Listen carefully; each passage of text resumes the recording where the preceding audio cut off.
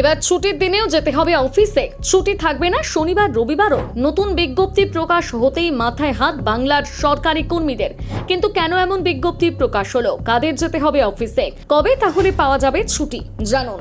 সম্প্রতি পশ্চিমবঙ্গ সরকারের কর্মীবর্গ ও প্রশাসনিক সংস্কার দপ্তরের তরফে একটি নতুন বিজ্ঞপ্তি জারি করা হয়েছে। সেই বিজ্ঞপ্তি প্রকাশের পর থেকে সরকারি কর্মীদের একাংশের মধ্যে তৈরি হয়েছে নানা প্রশ্ন। তবে শুরুতেই একটি বিষয় পরিষ্কার করে দিই, এই নিয়ম সমস্ত সরকারি কর্মীদের জন্য নয়, বরং নির্দিষ্ট একটি দপ্তরের প্রয়োজনীয় কর্মীদের ক্ষেত্রে আপাতত এই নির্দেশ জারি হয়েছে।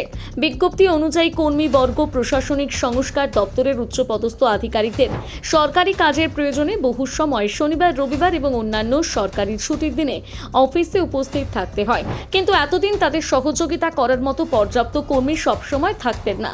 সেই কারণে এবার সিদ্ধান্ত নেওয়া হয়েছে, বিভিন্ন সেলের সাধারণ কর্মীদের রোস্টার ভিত্তিতে ছুটির দিনে অফিসে ডাকা হতে পারে।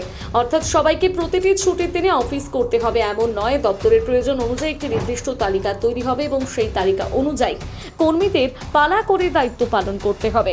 বিজ্ঞপ্তিতে আরও বলা হয়েছে, এই নির্দেশের উদ্দেশ্য একটাই, সরকারি কাজ যাতে কোনোভাবেই ব্যাহত না হয়। বিশেষ করে জরুরি প্রশাসনিক কাজ, গুরুত্বপূর্ণ সরকারি ফাইল বা উচ্চপদস্থ আধিকারিকদের অফিসিয়াল দায়িত্বে যাতে নিরবিচ্ছিন্নভাবে চলতে পারে তার জন্যই ব্যবস্থা।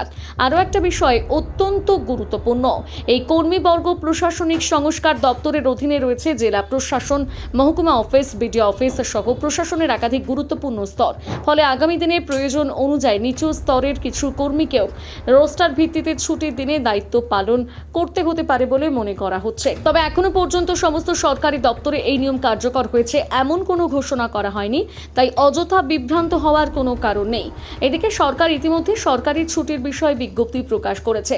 সেখানে জানানো হয়েছে, 6 জুলাই শ্যামাপ্রসাদ মুখোপাধ্যায়ের জন্মজয়ন্তী উপলক্ষে রাজ্যের সমস্ত সরকারি দপ্তরে পূর্ণ দিবস ছুটি থাকবে। এছাড়াও 1 জুলাই ডাক্তার বিধানচন্দ্র রায়ের জন্মদিন উপলক্ষে সরকারি প্রতিষ্ঠানগুলোতে অর্ধ দিবস ছুটি ঘোষণা করা হয়েছে। অর্থাৎ একদিকে যেমন নির্দিষ্ট ক্ষেত্রে ছুটির দিনে কাজের প্রস্তুতি নেওয়া হচ্ছে, অন্যদিকে সরকারি ছুটির তালিকা বহাল রয়েছে।